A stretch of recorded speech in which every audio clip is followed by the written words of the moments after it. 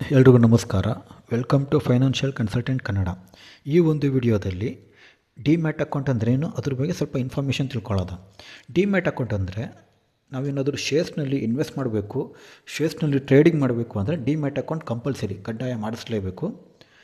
ಯಾರ ಒಂದು ಹೆಸರಲ್ಲಿ ಡಿಮ್ಯಾಟ್ ಅಕೌಂಟ್ ಮಾಡಿಸ್ತೀರಾ ಅವರು ತಮ್ಮ ಹೆಸರಲ್ಲಿ ಶೇರ್ನ ಟ್ರೇಡ್ ಮಾಡ್ಬೋದು. ಶೇರ್ ಟ್ರೇಡೆಡ್ ಅಂದರೆ ಶೇರ್ ಸ್ಟಾಕ್ ಮಾರ್ಕೆಟಲ್ಲಿ ಬೈ ಮತ್ತು ಸೆಲ್ ಮಾಡ್ಬೋದು.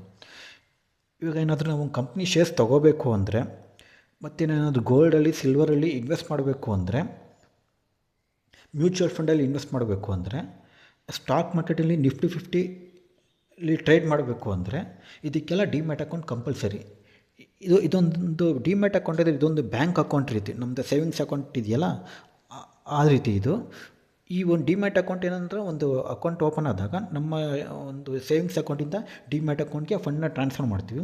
ಈ ಡಿಮ್ಯಾಟ್ ಅಕೌಂಟಿಂದ ನಾವು ಶೇರ್ ಮಾರ್ಕೆಟ್ ಏನು ಬೈ ಸೆಲ್ ಮಾಡ್ತೀವಿ, ಬೈ ಮಾಡಿದ್ರೆ ಡಿಮ್ಯಾಟ್ ಅಕೌಂಟಿಲ್ಲ ಅಕೌಂಟ್ ಸ್ವಲ್ಪ ಡೈರೆಕ್ಟಾಗಿ ಯಾವ ಶೇರ್ ಬೈ ಮಾಡಿರ್ತಾರೆ ಆ ಶೇರ್ಗೆ ಹೋಗುತ್ತೆ.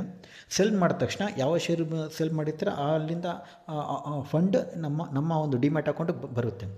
ನಾವು ಏನು ಶೇರ್ ಮಾರ್ಕೆಟ್ ಟ್ರೇಡ್ ಮಾಡ್ತೀವಿ, ನಿಫ್ಟಿ 50 ಟ್ರೇಡ್ ಮಾಡ್ತೀವಿ, ಗೋಲ್ಡ್ ಮತ್ತು ಸಿಲ್ವರ್ನ ಬೈ ಸೆಲ್ ಮಾಡ್ತೀವಿ, ಅದೆಲ್ಲ ಸ್ಟೇಟ್ಮೆಂಟು ಡಿಮ್ಯಾಟ್ ಅಕೌಂಟಲ್ಲಿ ಸಿಗುತ್ತೆ.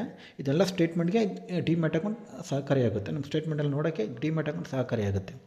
So thank you for watching.